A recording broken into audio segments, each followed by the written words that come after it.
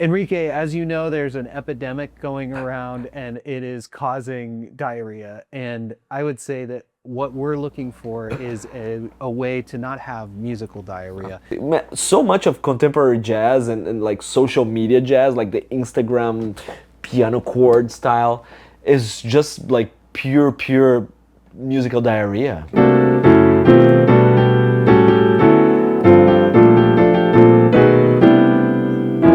It's just so many different chords with so many different extensions, and there's absolutely nothing there.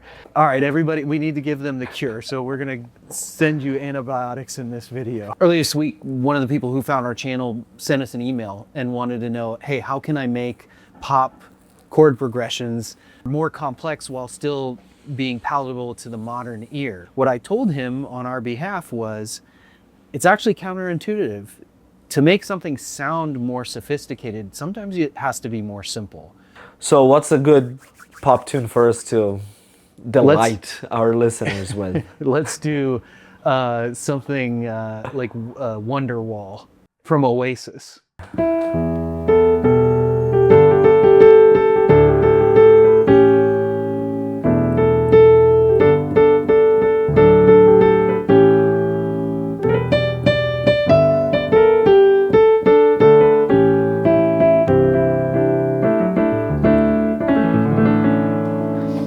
You know, it's pretty simple. It's crazy to.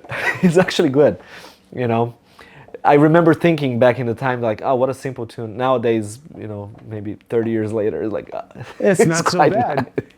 I think the original, it's in E minor. At least that's how I learned on guitar. I learned it on guitar before. I actually never played it on piano.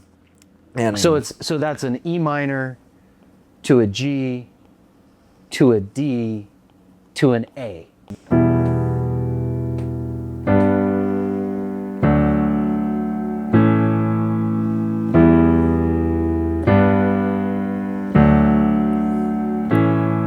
Cool. Right, this would be the simplest form that you can find something like that.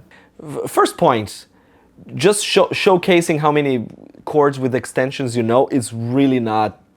It's really not art. It's not it. Yeah. It's really not art.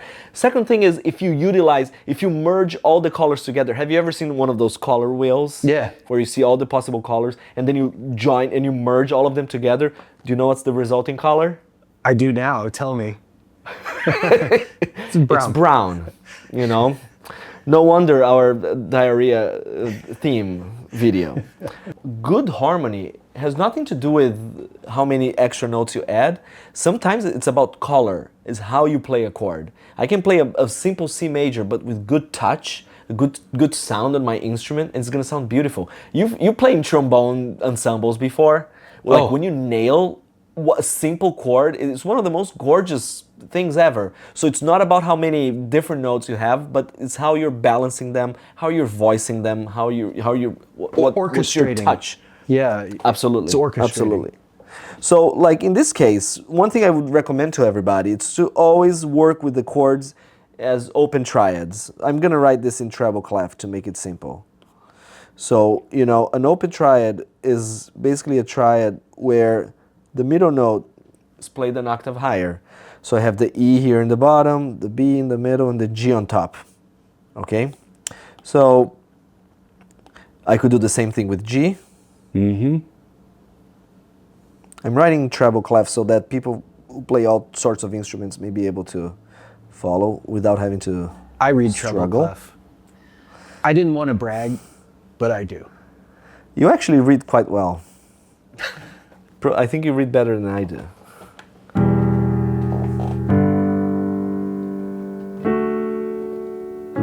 Already sounds and pretty some good. people may say like, oh, my hand is not big enough to play those chords. Yeah, I can barely play some of them, but you can also, you can arpeggiate.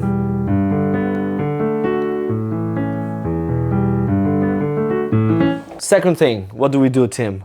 We're going to invert some of them because one of the most effective things that you can do to add sophistication is voice leading, the path of least resistance from one chord to the next. Great. So if I have our first E minor here, and then I'm looking at the notes that I need for my G chord, which are, you know, I need a G, I need a D, and I need a B.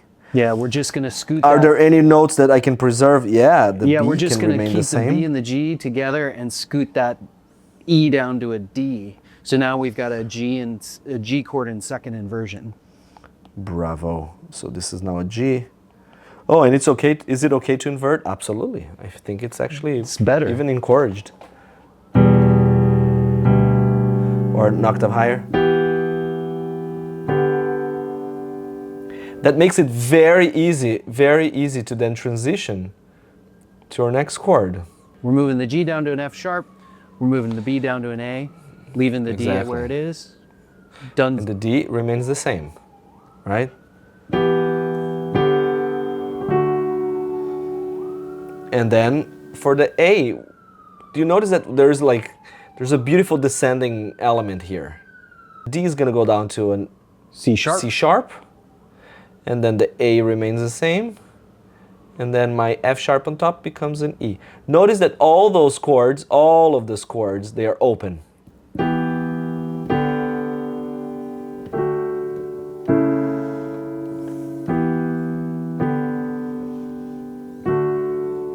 With the melody.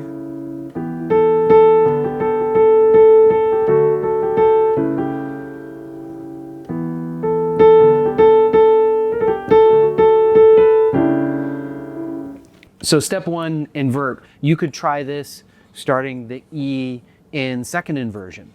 So with the B in the bass, and then do the same thing, but you get the idea. This is a way of taking a common chord progression, we've given it open triads, then we've done simple voice leading between them and changed the character of the song. Yeah, this is actually gonna sound good, Tim. Let me play this one. So check it out. I'm already doing this. As I'm writing the chords down, I'm already doing the math of what's the path of least resistance, meaning what's the best type of voice leading I can have. So I'm starting on second inversion, that means with the fifth on the bass. I can preserve most of those notes for my next chord. Mm-hmm. D over A, and an A here.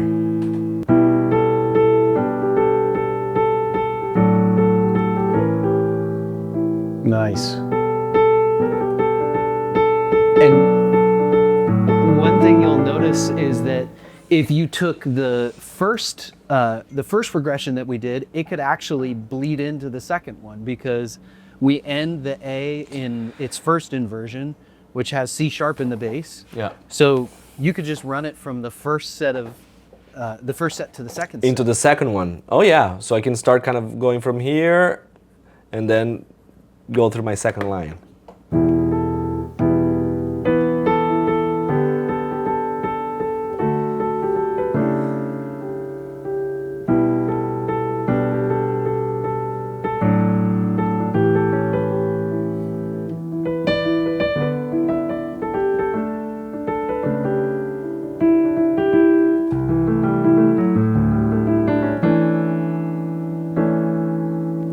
Again, No diarrhea in that.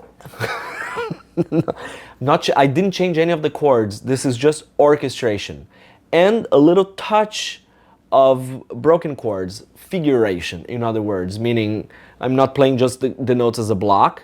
And that's the advantage of having good voice leading, that each of your notes could go on a little detour as well. You start to hear more of like a Radiohead, Brad Mehldau vibe, you know. But those are musicians who are very aware of good voice leading, of the idea of using simple triads sometimes, and just starting to manipulate chords this exact way right here. Phase one complete.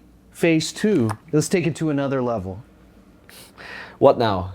Let's add a little bit of reharmonization. Mm-hmm. So when you change chords, you can either change them based on tonal relationships. You replace a chord by a dominant chord from, you know, or you can think about just a random chord and how that can create a sense of surprise, you know. My advice is don't use that too much, but once in a while you find one note that is important. For example, you can just either start already by punching your listener in the face with a crazy chord, or you can you know, take your time and only then present a different chord.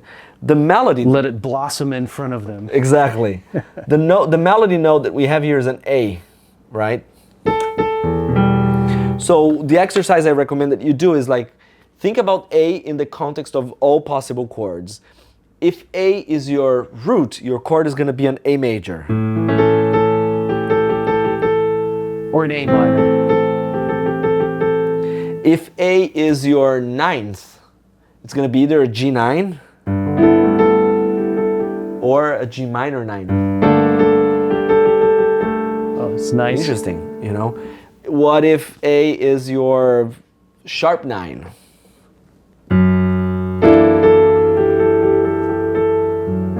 Yeah. Funky, you know. What if A is your, I don't know, sharp 11th?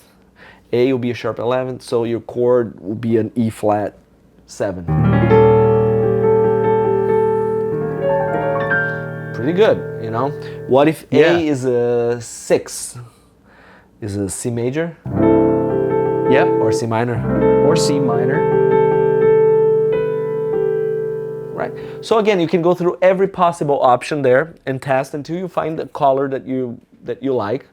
The more you do this, the quicker your brain will be in kind of scanning all the possibilities. I also like changing chords based on tonal function. So for example, instead of the last chord here, A, we can try to replace that by a chord that connects a little better to the E minor that's coming right after. What if I, instead of an A, I play a B7?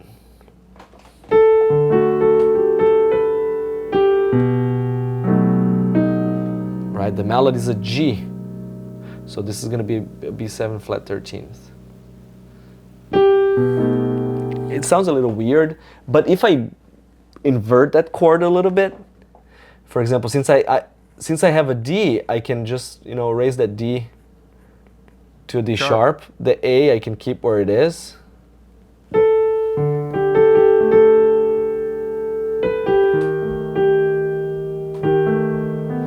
The B can be kind of here.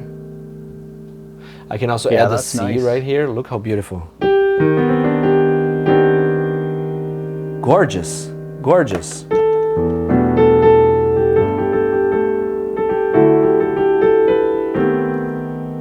Huh. There you go. There we go. I very often just play a bass note and move it chromatically up.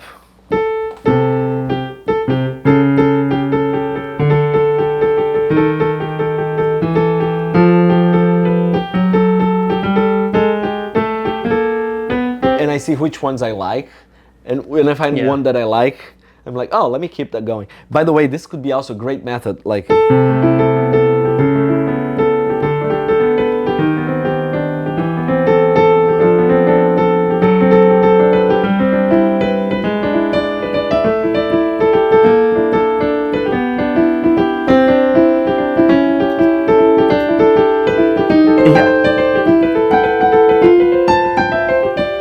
That's it. And you're not overstuffing those chords. No. And actually, this is how I write music too. A lot of the time where I'm thinking about the root movement, and then I fill in the voicing in between. You could do the opposite also, going down.